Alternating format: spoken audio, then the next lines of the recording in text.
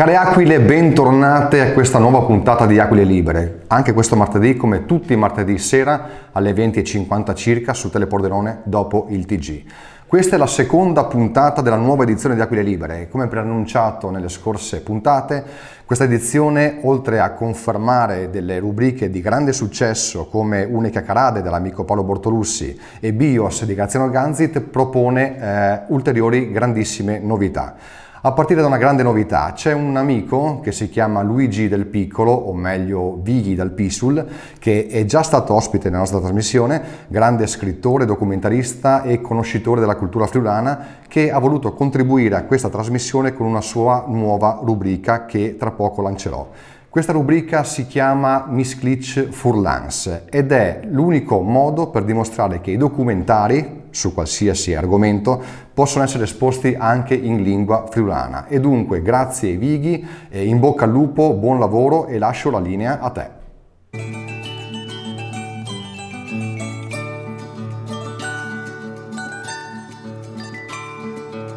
Benvenuti a tutti.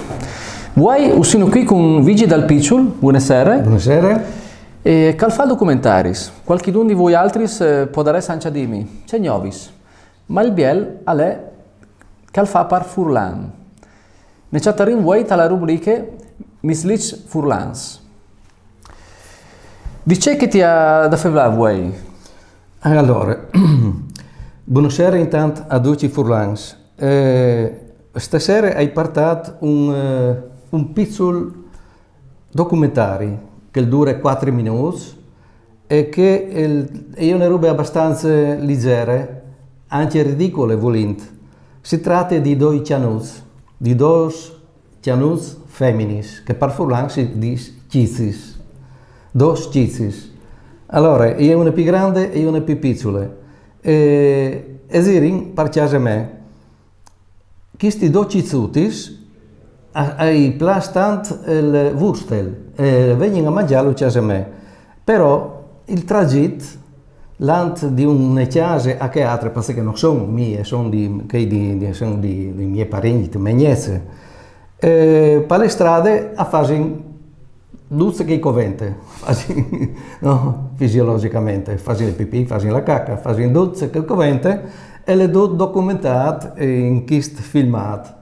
Loro fanno le sue mangiadute e tornano in lavoro e fanno il stesso tragitto, quindi e tornano a fare che rubisce lì. E quindi è una faccenda ridicola. E perché è legata al mondo del Friuli e alla Marilenghe?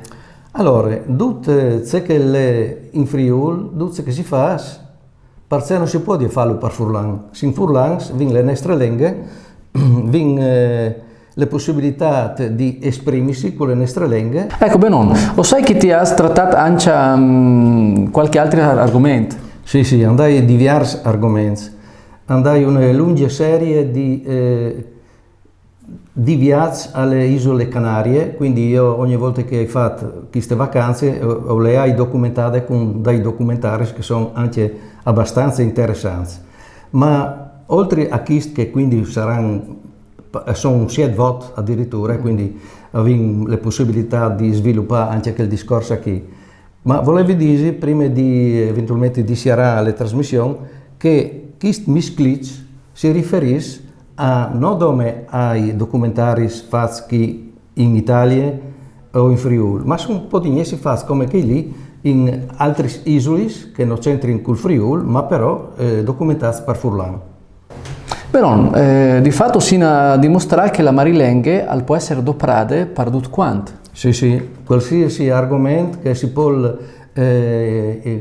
cercare e che l'interessa a po' di qualsiasi argomento può essere cercato per Furlan e spiegato per Furlan. E per finire, dove che può inviare il tuo lavoro? Allora, i documentari sono a disposizione sul mio canale YouTube e su quel di Aquilis dal Friuli. Grazie e arrivederci alla prossima puntata. Grazie a voi, Mandi.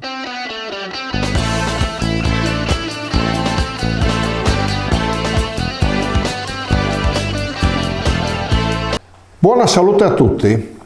Questa sera affronteremo un argomento che tocca in maniera marginale l'agricoltura, ma è anche sostanziale al nostro modo di vivere e come abbiamo oggi l'approccio con l'agricoltura. Per chi ha una certa età si ricorda che bastava uscire dalla città, i paesi attorno alla città erano paesi agricoli, per cui in qualsiasi aia entravi trovavi il mondo agricolo, per cui c'era la stalla, gli animali, il maiale che veniva ucciso durante l'inverno, nascevano i gattini e tutte queste robe qua. In pratica avevamo una vita diciamo molto variata, che andava dal momento in cui arrivavano i carri con il foraggio al momento in cui si andava a vendemmiare. C'erano tante attività che praticamente per i bambini costituivano un processo autoeducativo in cui molte volte anche il farsi male faceva parte delle regole del gioco, come pure anche le sgridate e le pedate anche nel sedere o le sberle a secco. Questo modello, diciamo, soprattutto anche per la mia generazione, è stato molto forte, perché mi ha insegnato proprio i valori anche della vita e della morte, da una parte e dall'altra, perché alla fine il sistema te li metteva sotto l'occhio, cioè tu in pratica non serviva a studiare, osservavi, giocavi all'interno di un modello che era quello lì e praticamente vivevi una vita che era regolata dall'alba al tramonto da regole immutabili. Tutto questo ha cominciato, diciamo, a evaporare, diciamo, negli anni 60 ha cominciato l'emigrazione dai campi, nasce la figura del metalmezzadro, si semplifica la vita, diciamo, delle aziende agricole, si comincia a chiudere le stalle, si comincia a chiudere le latterie e ci si trova, diciamo, con un modello pian piano industrializzato. Tutto questo ha avuto oltretutto una velocità notevole, soprattutto nei primi anni 70, ma su questo torneremo perché sono direttive americane che hanno inciso sul nostro modello. Fatto sta che oggi abbiamo praticamente una impossibilità ad avere aziende agricole polivalenti e che abbiano questo modello, diciamo, di agricoltura come riferimento. E abbiamo la necessità comunque per le classi giovani, per i ragazzi, per anche la scuola stessa, di mettere in piedi un qualcosa che possa dare ai ragazzi l'idea di qual è il modello di agricoltura, di com'è che funziona. A questo punto, diciamo 15 anni fa, sono nate le leggi che hanno cominciato a regolare la nascita delle fattorie didattiche. Le fattorie didattiche praticamente sono state costruite ad hoc proprio con quella necessità di dare ai ragazzi la possibilità di toccare con mano quello che è ad esempio un animale, un cavallo, un asino, di vedere un maiale che razzola, utilizzare ad esempio anche le mani e metterle nella terra, avere la possibilità, diciamo, di vedere un mondo anche un po' artificiale, detto fra di noi, perché non aveva più quella spontaneità dei tempi in cui ero bambino io, però qualcosa dà. Certo che per dare ai ragazzi di oggi, sostanzialmente molto legati ormai a strumenti di immagine elettronici, sappiamo tutti, telefonini e trappole varie, è necessario che la fattoria didattica abbia una multifunzionalità molto elevata, in modo tale che interessi il bambino al punto tale che dimentica, diciamo, tutto quello che ha tenuto in mano fino a quel momento e dedica la sua attenzione ad accarezzare ad esempio un animale, un asino, o a portare attenzione, diciamo, a un'operazione che può essere la sgranatura di una pannocchia, il trapianto di una pianta di radicchio o anche pulire l'erba o raccogliere un frutto. Questo è molto importante perché comunque se noi stacchiamo la nostra educazione dalla civiltà rurale abbiamo compiuto un'opera, diciamo, di isolamento nel processo anche educativo del bambino che è tragica. Questo è il compito degli agricoltori di domani, soprattutto dei più giovani, di riuscire a ricollegare in forma moderna la civiltà rurale di allora con quella che dovrà essere quella di domani, che comunque è quella di domani, dovrà essere multifunzionale e sostenibile, altrimenti perderemo l'aspetto, diciamo, pedagogico di autoeducazione dei bambini, perderemo l'aspetto di sostenibilità ambientale, dunque finiremo ancora peggio di inquinare la terra e perderemo anche la nostra identità come agricoltori, diventando praticamente servi della gleba moderni. Grazie dell'ascolto e buona salute a tutti.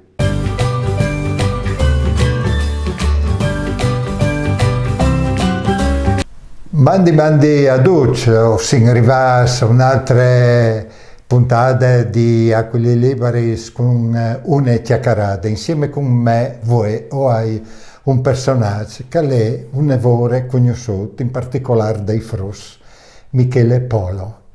Mandi Michele. Mandi. Allora, Michele fa spettacoli per i Frus che io darei in bande, che là dai Pipinos fa Saman, che lavora tantissimo con che lui e la sua compagnia, fa sempre i test perché i spettacoli lì. E al giro c'è il mondo, perché prossimamente tu mi contavi che tu sei in Francia, no? Sì, alla fine di settembre, questo Festival Mondiale delle Marionettis, che parunca il move i Pipins, la roba più bella del mondo. Bon, allora, tu lavori tanto con i Frus, scuole e biblioteche. Sì. No? E con che se lavoro fatto per loro? Ecco, dici che io lavoro con i Frus e pari Frus, no? Cioè, venga stai che io sono il maestro mi piace dirmi che sono il maestro di teatro dalla scuola, perché io lì non tanto a insegnare il teatro, perché secondo me non è tanto di insegnare, di fa. Allora io faccio teatro par Frus, cui Frus. E tu vai sempre alle biblioteche, no? Sì. Che l'anno passato hai fatto un tour, l'anno passato di là, tutte le biblioteche che hai in Friuli, che ti hanno chiamato, no? Sì, io hai fatto proprio un lavoro basato su questo libro che si chiama 11-0 e che chi è la copia segnata, perché è la mia copia di lavoro. Ma insieme con Serena Di Blasio e Emanuele Bertossi, vi scritto e Emanuela l'ha illustrato 11 stories, perché si chiama 11-0, e dopo insieme vi costruito gli stessi libri, ma grandi 1 metro per 1 metro. E con che li voi attorio dalle biblioteche, se le biel perché i Frus più piccoli proprio entri dentro dal libri e alle biel perché hai tutte altre maniere di appare i libri, se non sono i libri su qualche roba che tu hai di chiappare, non ve paura di non toccare, di non sbregare la pagina, che lì è proprio un gioia e entrare dentro dalle storie è stata una bellissima idea. Mi immagini. E tu lavori tantissimo con quei bei personaggi lì, no? Tu sei stata come in Emilia Romagna, no? Tu hai fatto una tournée e dopo, come tu dicevi, tu vai in Francia. Sono che lì i classici che tu lavori o tu ence di altri? Allora, che chi sono personaggi che vengono dal Veneto, perché il maestro che mi ha insegnato viene dal Veneto. E quindi alle Arlecchino, che però sono tutte versioni nuove, dicono che la musica non è che esattamente dalla tradizione. C'è la Muart, il maresciallo, il Colombina che è ne frutte, che ha poi vestiti, anche il vestito di novice, e dopo hai un Tian, che è il vero protagonista di uno dei spettacoli che fa. Il protagonista è il Tian e Duccio e volim bene al Tian. E dunque il spettacolo nuovo che tu hai scritto, no? Sì, quel spettacolo nuovo che sono lati in Emilia si chiama Bacia, Braccia e Bastonate e ha là dentro loro e sono dei piccoli episodi sulla vita dai Pipin. Dice che succede, è un Pipin. Dal primo episodio Arlecchino si lamenta dal fatto di essere Bessol, ma purtroppo per lui l'unica compagnia che arriva è il Diaul. Insomma 90 non è che si aspettava. Se mi rispondi noi Frus che sono denandi questo spettacolo, se mi ti aiuti tu? Qui Pipins io dissi che è un miracolo, perché anche Frus, io lavoro anche qui Frus dall'asilo di 3 anni, che non hanno mai veduto un spettacolo di Pipins prima. 3 anni è il limite, prima si mette in Hawaii perché è un po' strambe la roba. Però a partire dai 3 anni, non sai, io sa me che se da su, che sapevi già che qui Pipins sei così, e allora reading, ai dising, sta attento a lavoro, voltiti, oppure chiaro che ti arriva il diavolo di lavoro, voltiti, dolese tapponata, le la tiu, le la su, lu clamming, E io non sai diciamo, che è possibile, perché il pubblico normale non è così. Il pubblico i frutti di 3 anni è come se veramente fossimo appena passati. Bon, allora Michele, io ti ringrazio, spero che il prossimo lavoro tu torni a contarmi se che tu stai facendo, c'è quei nuovi personaggi che tu hai, e spero che tu mantengi questa tradizione che potrebbe alla partita che in Friuli di tanti anni fa, e che un maestro, non sai se l'abbiamo visto ogni attività a scuole, qui guan si faceva fare i personaggi ai frus. Dunque tutto fasi parte di queste cubie che è piccole, no, ma una buona biele, e che tu parti in denaro, che sta nel nostro augurio. E con questo ti saluti e saluti i nostri ascoltatori come al solito, Furlan, Svevelait Furlan e Mandi. Mandi.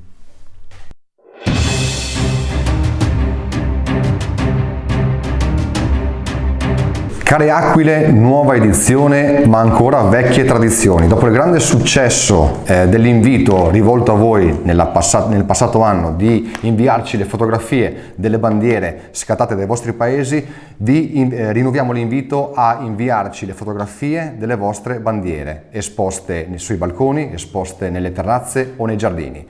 L'indirizzo a cui potete inviare le vostre foto è il seguente: info.aquilelibre@gmail.com oppure via WhatsApp al numero 334 25 12 084. Inviate numerosi.